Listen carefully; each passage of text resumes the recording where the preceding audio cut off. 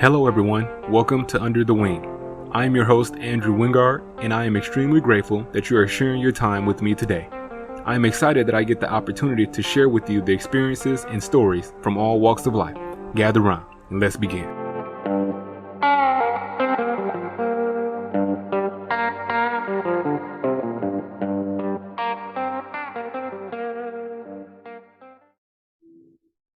Hello everyone, welcome to another episode of Under the Wing, and I am excited for this one this evening. Coming to you from the great state of Texas, hailing from Youngstown, Ohio. Yes. I am having a conversation today with Miss Brenda Scott, DEI Director, Higher Education Leader, Coach, Mentor, Author, Yeah. etc. Wow. Wow. Sometimes I forget everything that I've done. So that's Yeah. pretty cool. That's Well, pretty that's why I'm here. That's why I'm here. So, we're gonna dive into all of the great things that you've been doing with young people, with our age, with mature and just leading. Currently, Ms. Scott is the Director of Inclusive Excellence and Diversity Officer of Athletics at Southern Methodist University. Thank you Yes. so much for joining me. Oh, no problem. No problem. I'm excited. That's awesome. So before we get too deep into this conversation, I'm excited to talk to you for multiple reasons. But the first thing I want to dive into is you've also authored a book. Yeah. And so I've had, since I published my book in 2021, I believe that was, I've had friends and siblings and people reach out to me like, man, where do I even start? And so I think we all have a different experience when we go about Yeah. doing whatever we're thinking about doing and our aspirations of doing that. So I'm excited to talk with you about your book. You wrote a children's book, Yeah. which is unique, right? And I'm Yeah. selfishly want to know how you've done that. And so take us on a journey of all I need is my tablet. Yeah, and I got it right here, my little character, little cool guy right here with his glasses on. Um, all I need is my tablet. I was inspired by my family, like my nephews. Technology just taken over, right? So all you see now, are kids with tablets in their hands, their phones in their hands. They're not like when I grew up, we play with each other.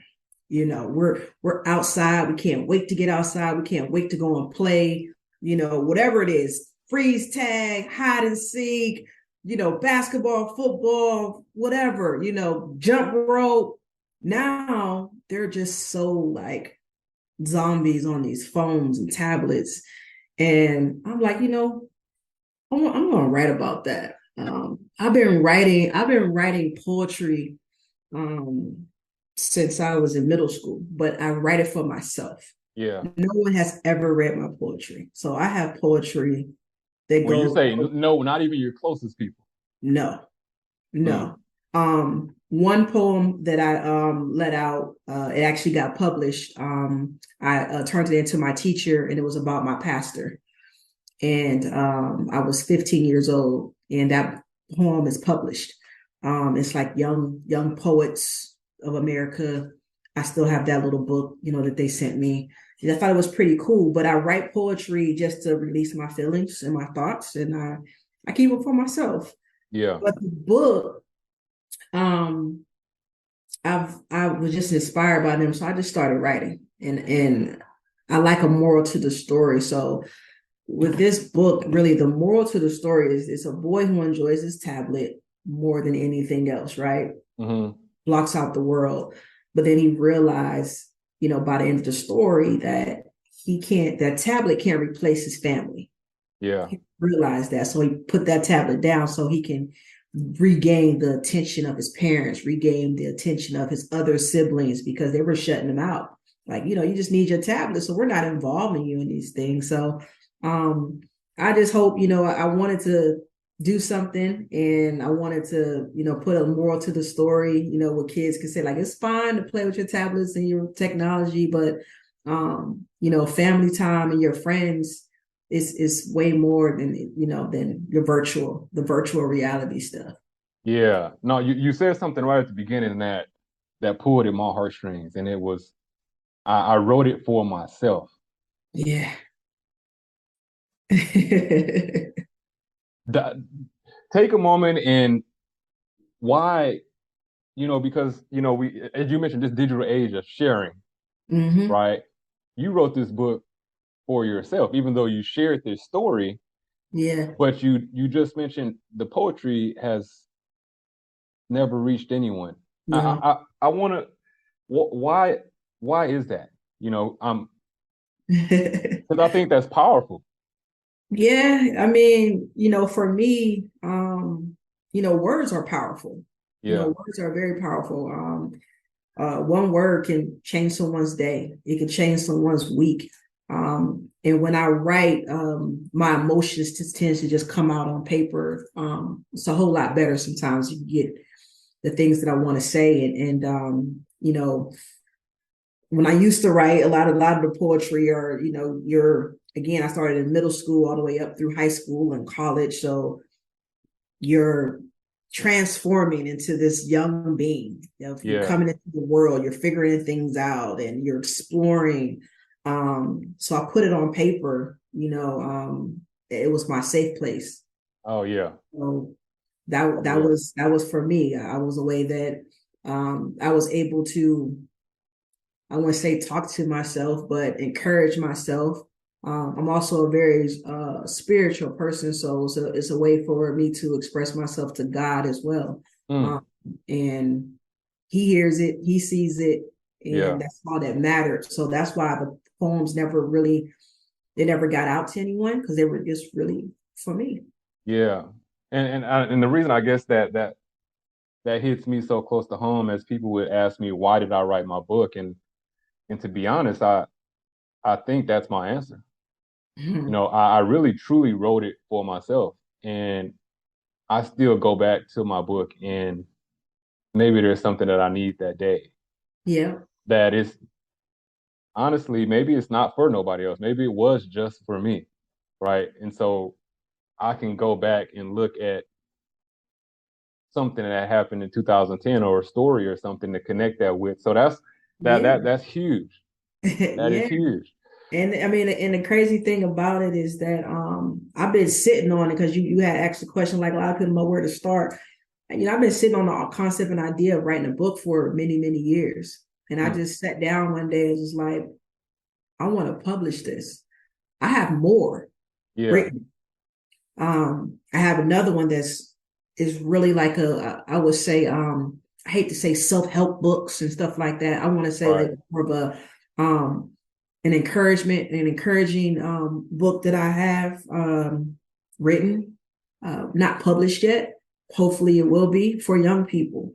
And this is about finding who you are. It's about self-discovery. Yeah. I believe that we already have the answers of whatever we're looking for in life, Hmm. because we always trying to like pull like, what do I need to do, or what do we need to do? If you really sit back and take a moment and understand yourself, um, really sit in it, like Yeah. the answers are already within us. We just have to recognize it, you know. Right. Yeah. So That's yeah, awesome. hopefully I can get that one out soon. You got it. You got it. So, we'll wrap up with all I need is my tablet. And again, as I mentioned, there are going to be individuals. I don't know if you had that same experience where people started reaching out and asking questions how to start. So you touched on it a little bit.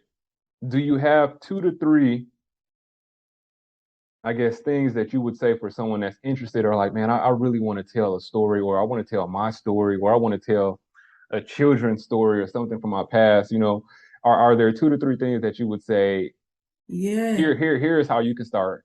Yeah, because I went the traditional way, right? So I had no idea how I was going to get this done. So I wrote it. I found a phenomenal illustrator, Carolyn. Um, she really did all the drawings, made it come to life. Mm. So if you want, it depends on if you're just you just writing, or do you want illustration? So you need to figure that a piece out, because you're gonna need an illustrator if you do not draw yourself. And I went the traditional route of getting out my drafts to book publishing companies and things of that nature.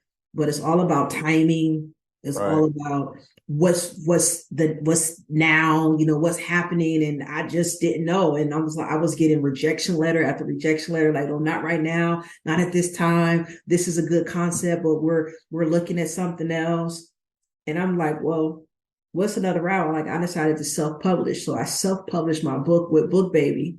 So I would encourage, people that want to start and not wait on publishing companies, just go to bookbaby.com Mm-hmm. and they'll get you going. They'll get you started.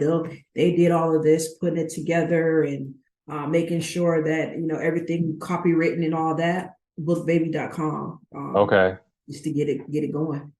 Well, now, see, I knew this was gonna turn sideways. I knew this was gonna turn sideways, Brenda. All right. So I know you're a coach. I know you're a mentor. I know you do a lot with young people. And now you tell me this story about you sending this book. All I need is my tablet and then being rejected and being rejected and being rejected. Mm-hmm. We're going to be rejected, right? And in whatever we're doing, whether we're trying to be a star athlete, something's gonna happen where it might not go our way. Yeah. You're gonna go for a job, it might not go your way. And so now I want you to dig into your mentor coach bag now for a little bit. And how do you encourage your young people? Now you're at SMU. How do you encourage your young people to overcome and manage that adversity when things just don't go your way, right? And it's all about resiliency. It's all about bouncing back. Because like you said, our failures is what's going to carry us into our success.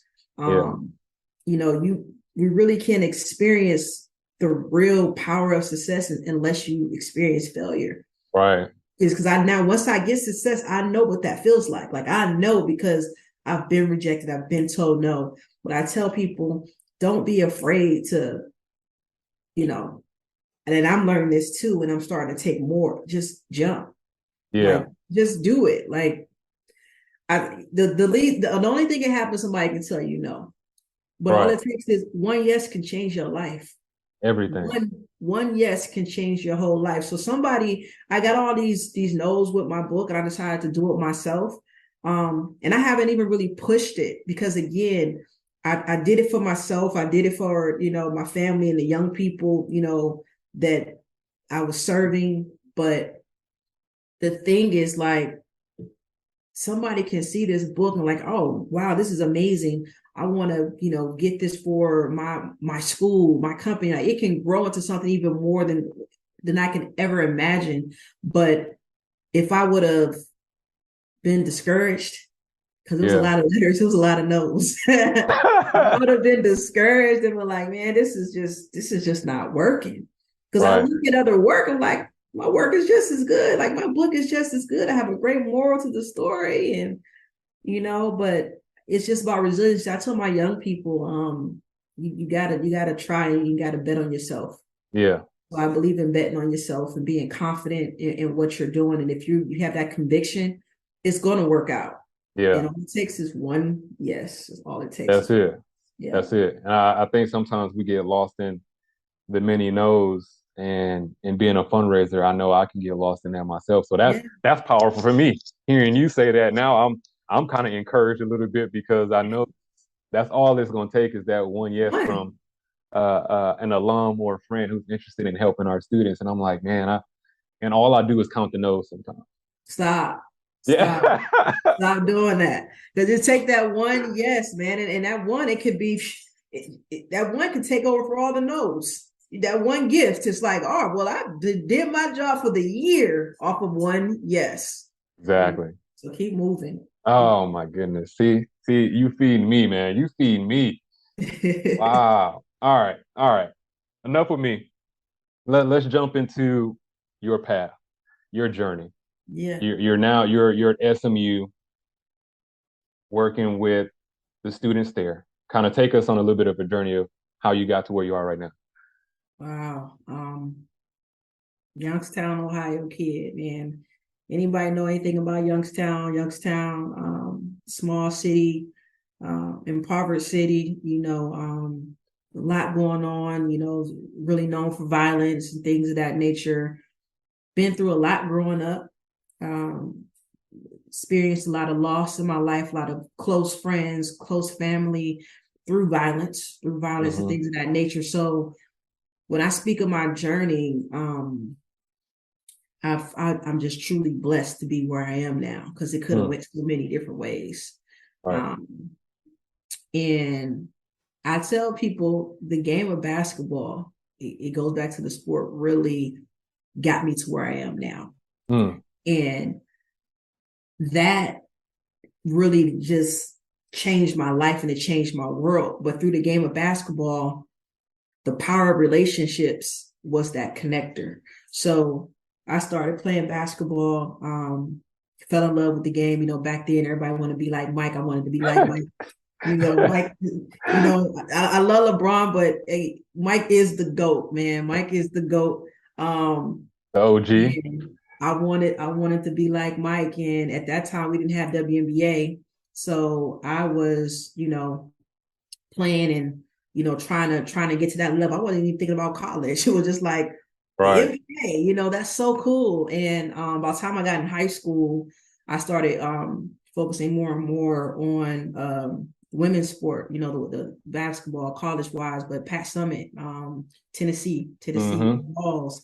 And Legend. man, the legend, now she's the GOAT in coaching. Yeah. Facts. She's the GOAT. Tennessee Balls, she had the Meeks at the time. She had Shamika Holesclaw, you had Tamika Catchings and Shamika Randall. So you had the Meeks, and I was loving it. I'm like, this is where it's at right here. I'm trying to play. I'm trying to get on this squad right here. This is where it's at. But I didn't have no idea. My talent was straight street. I learned everything from the street. I didn't have clinics, camps, no AAU. So all of my skill, my talent was strictly pure God given. It wasn't anything crafted or refined. And I Yeah. take pride in that too. So I was like, just imagine if I'd done all this or had all this, because AAUs were around, but it wasn't as big as it is now. Right. How it's all growing. And college, my parents never went. So they didn't really know about the steps of getting into college. Neither did I. When I, coming in, I knew I wanted to go to college because I wanted to be at that time a lawyer. So Oh, I okay. love Matlock. I used to love Yep. Matlock growing up. And yeah, I'm dating myself a little bit, but Matlock was my guy, and I wanted to be just like him. So I'm like, all right, be a lawyer. I'm gonna get in here, play basketball, and that's that. And I got to school on basketball scholarship. I did make it on basketball scholarship, and I didn't like the classes. I did the law. I'm like, I can't. This is not my speed right here. So I changed my major. I went to English.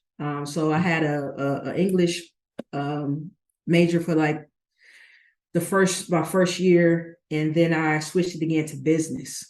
But I Hmm. ended up minoring in English and then had a business degree. And through that, through me playing basketball, though, this is go back to my high school days. I had a lot of fans, Hmm. and one fan in particular, his name is Mr. Brian Wolf, and we still are close to this day. I consider him a mentor of mine.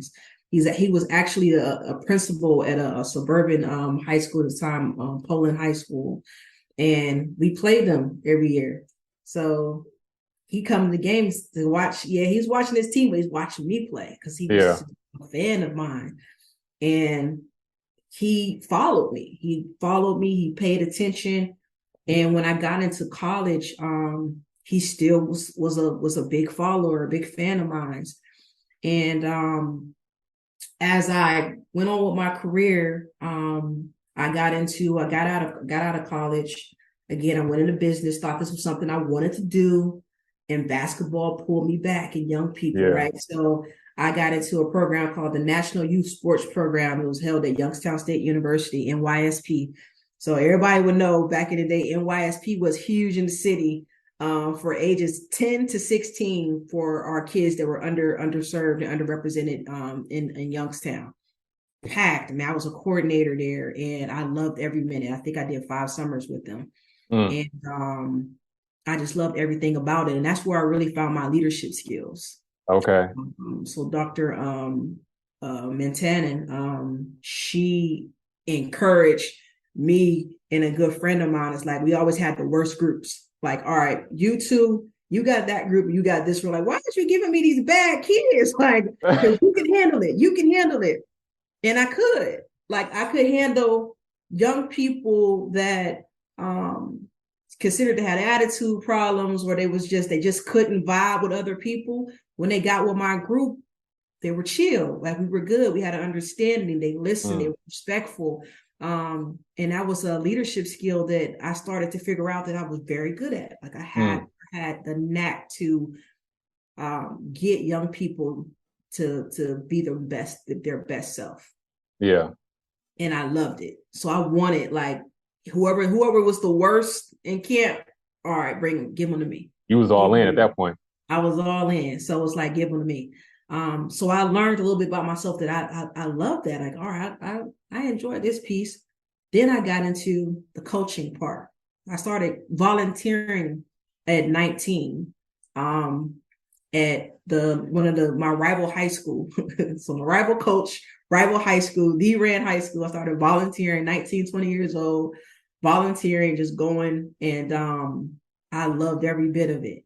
I started to see the game in a different way. So all the X's and O's, all the fundamentals, the mechanics on the why you do this and how you do that, I started paying attention more, and I started reading more. Pat Summitt had her books out or seminars. So I'm focusing in, like, this is why you do this. This is why you do that. This is why it's so important to watch film and that and the other. And I was in banking. And I'm like, this is not it. So I quit to focus on coaching. And my mom was like, what in the world is you doing? Like, right. I'm like, well, this is what I'm going to do right now. I can figure it out. I'm still young. I can figure it all out. I want to coach. Right. I want to coach.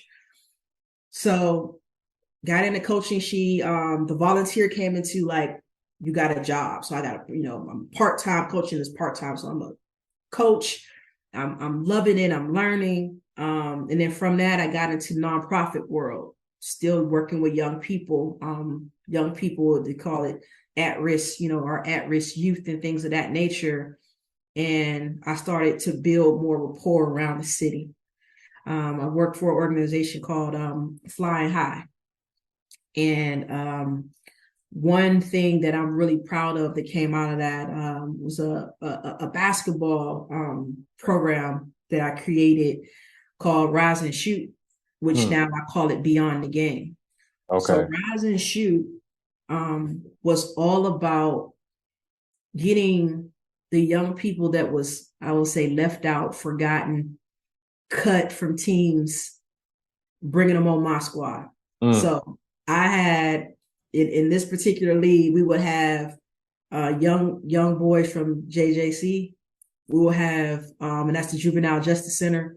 So we will have all the young boys that was cut from their high school squad. So if you was cut, you come to my league. You come to my league, you come play. Because 9 times out of 10, a lot of them wasn't cut for their talent. A lot of them was cut because grades or attitude problems. Yeah. And the coaches didn't want to deal with them. Right. So I brought them into my league. And the key was, we're going to play basketball. Basketball was just the carrot, but it was more so about character building. So I was building character within these young men. And I'm seeing the growth because the program went about 8-9 weeks that we have with these young boys. And we brought in mentors of other young minority men from the community to coach them, mentor them. Every week we had a word, a message that we sent out. So they had to hear all of this stuff before they can even play. Yep. they showed up. Because if you didn't show up for the message, You you couldn't can't play hoop. the game. Yep. So they know, all right, Miss Brenda, I got to be here to hear this, or you can't play the game. So don't think you're coming in late. You missed the message, and you think you're gonna play. It ain't happening. Right. So, and they're not even realizing what they're getting. What they're gaining. Brotherhood. They're gaining confidence, support system, people that care about them, people that showing them love and trying to show them a different direction, a way to go, and way to be. And I was so proud of that program.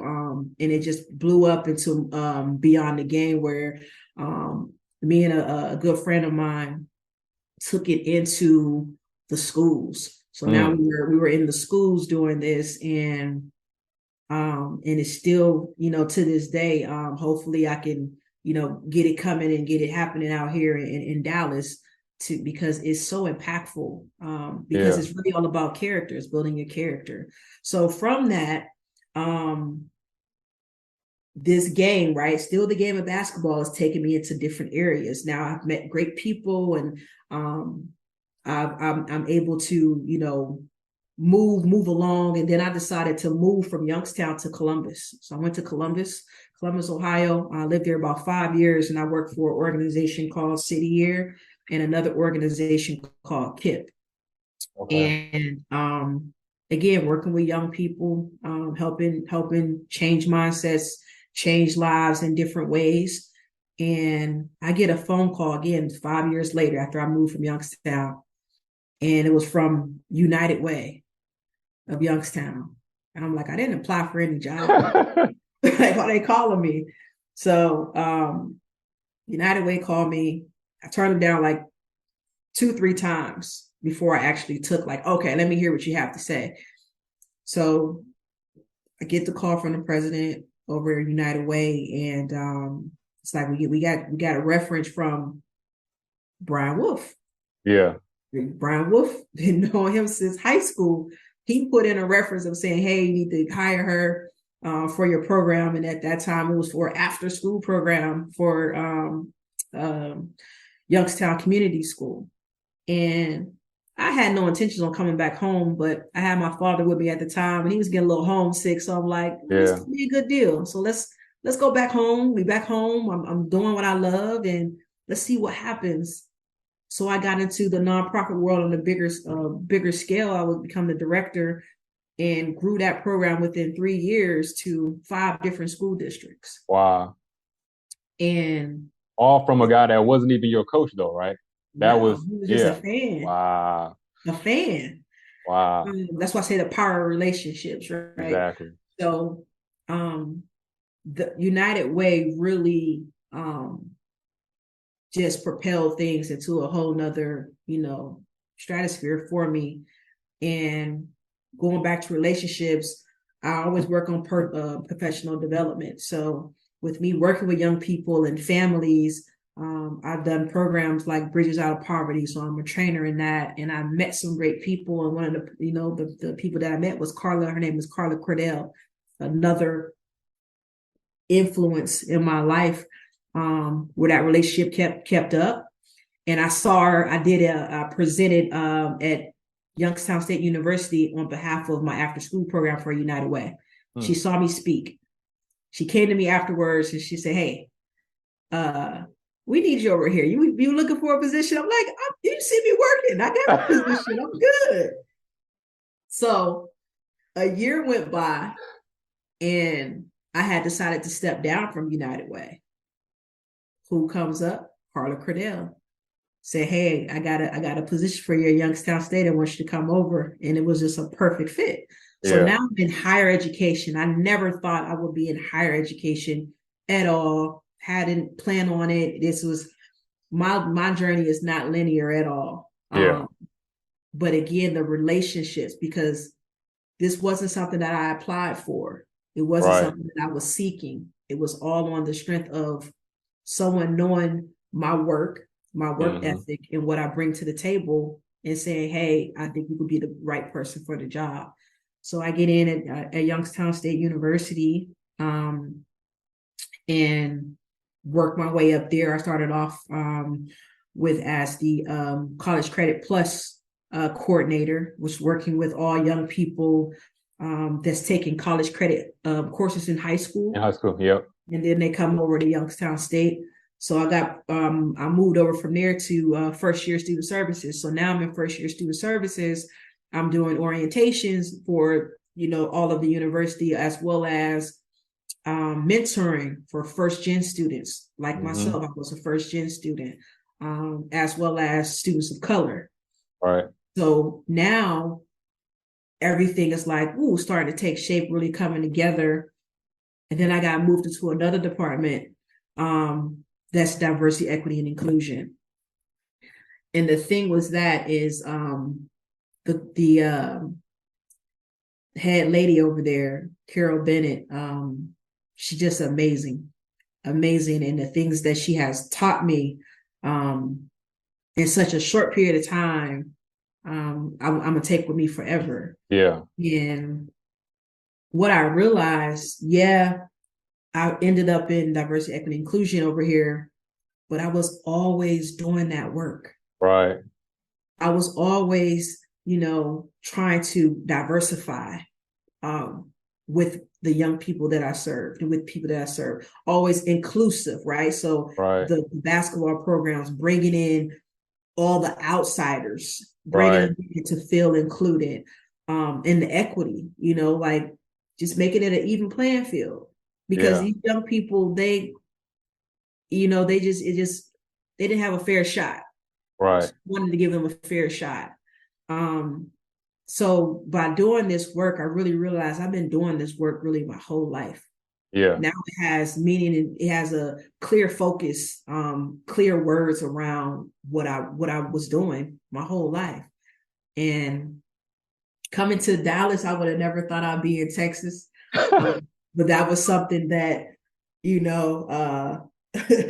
my fiance then, she wanted to move, and I wanted to move somewhere warmer, and she like, let's go to Dallas. All right, that sounds good. I applied for this position at SMU, and everything worked out, and here I am. But the journey was not linear at all, and going back, I could never say, hey, I knew that I was going to be here. Right. Yeah. Wow. That's good. And we're just gonna be part two.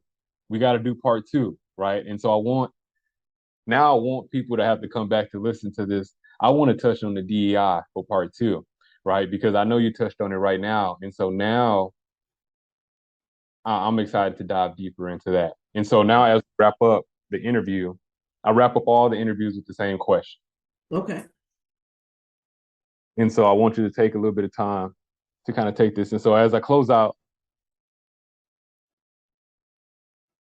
you mentioned sports being a big thing. And so I don't know when this happened, maybe a few years, maybe a year before COVID, or maybe it was around the time that Kobe passed, where people talked about giving out roses. I don't know when that whole thing started happening, but giving out roses to those while they're still here. Yeah, giving people their flowers. Yeah. And so what I want you to do in wrapping up this interview is give out a rose today to somebody that's possibly still living. Now, I know there are people that have passed on and who have had an impact, but if you can, give one out to somebody that's today that's still around. Man, I got a couple of roses. Let's get them. Let's get them out. I got a couple roses I want to give out. One I want to give out to my mom. My mom has always been by my side and been, my number one supporter. And she always made me feel comfortable with being who I am. It was, again, with me, being a part of the LGBTQ community, as everyone heard that I have a wife, but she was always supportive. She never made me feel less than or outcast or anything like that. Yeah. So I want to most definitely, get out to my mom, and she's still very supportive to this day of any and everything that I need. Love her always and love her to death for that. Another person, I would say, um, besides Mr. Brian Wolf, which you talked about, he most definitely get his flowers because he opened up a lot of doors unseen for me that I had no idea Yeah, that I would walk in those doors and be doing this type of work. But going back to basketball, and again, not even my coach, but she was a true mentor and got me started in basketball and coaching is Miss Holly Simons. We call her Miss S. I got to give her flowers on that. She taught me a lot. We bumped heads a lot because I think we was a lot alike, yeah, very tough, outspoken, strong women. But she challenged me. She cared. She showed that she cared. And she really opened a whole new career because at the time there wasn't a lot of women coaches even in high school. Like she was one of the few yeah. around. And then once myself and my good friend we got into coaching, it was really us. So we was walking in and we looking young, because we were young. We looking like a basketball, like a player, not the coach. But she showed me a whole lot, and I thank her for that because it really shaped my life and direction on what I'm doing now. That's awesome. For sure. That's Yeah. awesome. Yeah. Wow. Well, I'm going to turn the script here because, we both went through a similar situation back in 2022, and I'm gonna give you a rose today, Miss Scott, because I appreciate the energy that you sent my way in 2022 and in early 2023. So I appreciate you, Yeah. and I thank you for taking time to connect with me this evening, and we got to do part two Oh because yeah. it has to happen. Oh yeah. Because there's of course some things that we didn't even get through half the questions that we were supposed to, Yeah, and yeah. I so want to talk more about the, uh, DE and I, and also B with belonging. I would love to talk more about that and answer questions and any thoughts behind that work because this work is powerful. it is It's needed, it's necessary, and regardless whether people realize it or not, it's everywhere. It's in everything that we do. right for So yeah, sure. Well, thank you so much for taking time, and I wish you nothing but success in Dallas. thank you. And I'm sure SMU is happy to have you, and we'll be in touch soon. All right, all right. Take care, man. Thank you so much for listening to Under the Wing. I hope you enjoyed the conversation. If you enjoyed today's show and you would like to support the podcast, tell a friend or two, share on social media, or leave a rating and review. You can follow me on Instagram at Under the Wing with Andrew. Again, thank you for listening, and I'll see you next time.